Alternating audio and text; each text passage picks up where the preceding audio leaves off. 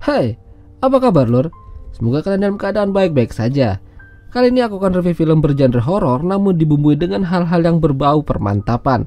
Yap, film dengan judul Castle Freak ini dirilis pada tahun 1995. Seorang bangsawan dari zaman Perang Dunia mewarisi sebuah kastil besar yang berada di pinggir kota pada salah satu keturunannya yang masih tersisa. Namun tampaknya kastil itu menyimpan banyak rahasia yang tidak diketahui oleh siapapun. Di awal film, terlihat seorang wanita tua yang sedang menyiapkan makanan untuk seseorang, sepotong roti dan daging. Wanita tua itu adalah istri dari pemilik kastil tersebut. Dia sudah berada di sana selama berpuluh-puluh tahun lamanya.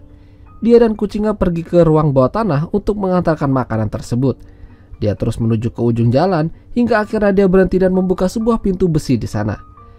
Di dalam sana ada seorang pria yang dikurung oleh wanita tua tersebut. Namun sebelum memberikan makanan untuknya, wanita tua itu mencambuknya beberapa kali hingga meninggalkan luka serius pada orang itu. Namun setelah memberikan cambukan, wanita tua itu merasa tubuhnya jadi lemas dan sesak nafas. Mungkin dia merasa kalau itu adalah waktunya. Wanita itu lantas pergi ke kamarnya untuk rebahan dan menjatuhkan cambuk yang ia pegang hingga terjatuh di bawah kolong kasur. Malam itu, ia tidak bisa bertahan hingga akhirnya dia mengembuskan nafas terakhirnya. Sementara ini adalah John Riley. Dia adalah pewaris satu-satunya yang masih hidup atas kastil mengerikan itu. Dia dan keluarganya tidak menyangka kalau dirinya mendapat warisan sebuah kastil besar. Dia pergi bersama istri dan anak perempuannya yang buta, Rebecca. Bahkan dari kejauhan kastil itu terlihat sangat besar. Sampai di sana mereka diantar masuk oleh supir mereka yang juga adalah pengacara John. Di dalam kastil mereka melihat banyak sekali lukisan yang menampilkan tengkorak kepala. Istri John yang bernama Susan takut saat melihatnya. Begitu pula dengan John. Bahkan dia ingin menjual semua barang peninggalan yang ada di kastil tersebut dan menggantinya dengan yang baru. Mereka lalu diperkenalkan oleh pembantu mereka yang bernama Agnes. Agnes adalah orang lokal yang juga saudari dari pengacara John. Agnes sudah menyiapkan kamar untuk mereka. Namun Susan meminta Agnes untuk menyiapkan satu kamar lagi untuk suaminya. Sepertinya Susan dan John sedang tidak akur. Agnes bersedia menyiapkan kamar sesuai permintaan Susan. Lalu dia memberi nasihat pada John untuk tidak terlalu lama tinggal di sini. Begitu mereka menjual barang-barang yang ada di kastil, secepatnya mereka pergi dari sana. Namun nasihat itu tidak ditanggapi terlalu serius oleh John. Susan dan John ternyata memang tidak akur. Malam itu John mengajak Susan untuk minta jatah, namun Susan menolaknya. Dia seperti masih tidak terima dengan apa yang dilakukan John beberapa tahun belakang. John sebenarnya memiliki dua orang anak, Rebecca dan JJ. Suatu hari mereka sedang dalam perjalanan pulang menggunakan mobil. Saat itu, JJ sedang asik main dengan gadgetnya, namun gadgetnya terjatuh. John yang tidak fokus jalan mencoba menegur JJ supaya tetap di tempat duduknya. Namun sayang, mereka akhirnya kecelakaan. Akibatnya, sebuah pecahan kaca mengenai mata Rebecca, sementara JJ tidak selamat karena terjatuh ke dalam jurang. Itulah sebabnya Susan sangat marah dengan John. Bahkan John sampai terbawa mimpi atas kejadian itu. Saat terbangun dia mendengar suara seseorang sedang meraung-raung kesakitan. Namun semakin ia cari suara itu semakin mengecil. Jadi dia kehilangan jejaknya. Tapi dia malah menemukan gudang minuman yang masih utuh. Berat itu John jadi tertarik, tapi dia sudah berjanji pada istrinya kalau dirinya tidak akan minum-minum lagi. Sampai akhirnya dia melukai tangannya sendiri dengan pecahan dari botol minuman tersebut. Agnes memergokinya dan memberikan pertolongan. Agnes kembali mengingatkan John untuk tidak bertindak aneh di kastil itu. Dia kembali menceritakan kisah masa lalu yang terjadi dengan keturunannya. Dulu ada seorang anak yang lahir bernama Giorgio. Namun kelahiran Giorgio tampaknya tidak disukai oleh ibunya. Entah mengapa. Alhasil sang ibu yang tidak lain adalah nenek moyang John mengurung dan menyiksa Giorgio. Menurut berita, Giorgio sampai tewas atas siksaan itu dan dikubur di dalam kastil. Berita itu sampai terdengar oleh masyarakat sekitar dan menganggap kalau kastil itu kini berhantu dan tidak layak huni. John lantas merasa ngeri mendengar kisah itu, namun dia tidak gentar dan tetap akan tinggal selama mungkin di sana. Sementara Rebecca di kamar terlihat sedang belajar menggunakan headsetnya. Terkadang dia merasa kalau hidup ini tidak adil. Mengapa dia harus kehilangan penglihatannya? Untungnya dia masih punya kedua orang tua yang sangat mencintainya. Meskipun ayah dan ibunya sedang tidak akur. Tak lama John datang dan mengajak Rebecca untuk berkeliling kastil membuat daftar barang yang akan mereka jual nantinya. Banyak ruangan yang masih belum mereka masuki. mereka juga menemukan sebuah ruangan berisi mainan anak-anak yang sudah usang namun masih bisa berfungsi dengan baik. Sampai akhirnya mereka menemukan sebuah kamar besar dengan lukisan besar di dalamnya.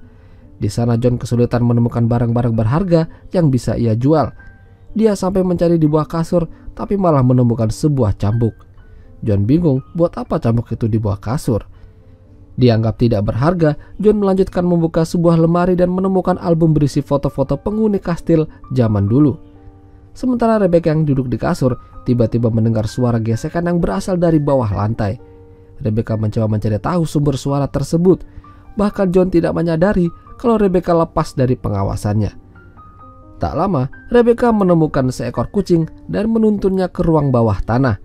Rebecca yang mengikutinya sampai terjatuh karena jalanannya menurun. Sampai akhirnya dia menemukan sebuah pintu dan merasa kalau ada orang di dalamnya. Dia memanggil-manggil kucing itu, namun Rebecca keburu dipanggil oleh ayahnya. Sementara si kucing berada di dalam ruangan dimakan oleh seseorang yang mengerikan. Rebecca yang ketakutan mencoba keluar dan bertemu dengan ibunya, disusul dengan ayahnya. Susan melihat Rebecca sedang terluka. Dia lalu menyalahkan John karena telah lalai mengawasi anaknya sendiri. Dia tidak ingin kejadian terulang seperti JJ. Sementara penghuni ruang bawah tanah akhirnya berhasil melepaskan diri dari rantai yang mengikatnya selama ini. Kita sebut saja dia psikopat.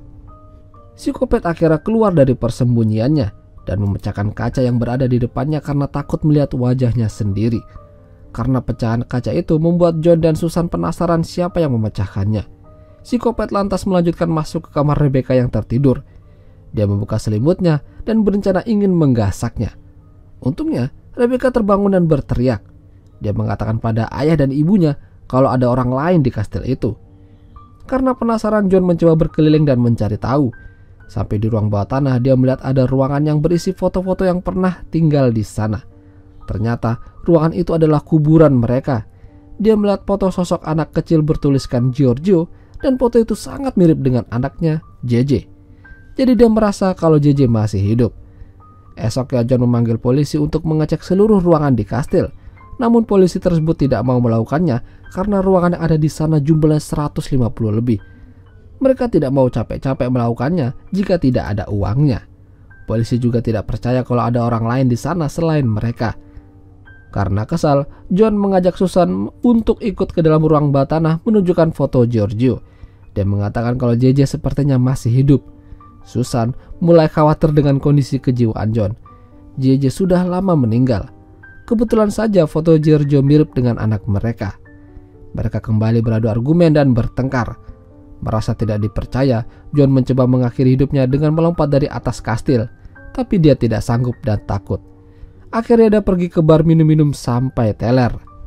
Lalu tak lama muncul seorang wanita datang dan merayu John untuk diajak wik-wik dengannya. Di belakang mereka juga ada polisi yang pernah datang ke kastilnya. Polisi itu mencoba memberitahukan John untuk segera pulang karena dia sudah cukup teler.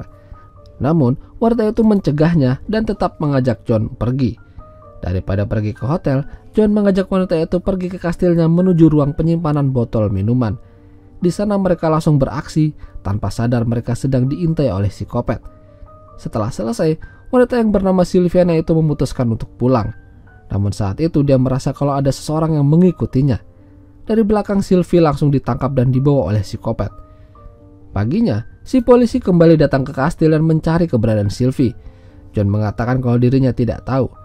Dia tahu terakhir kali Sylvie terlihat bersama John.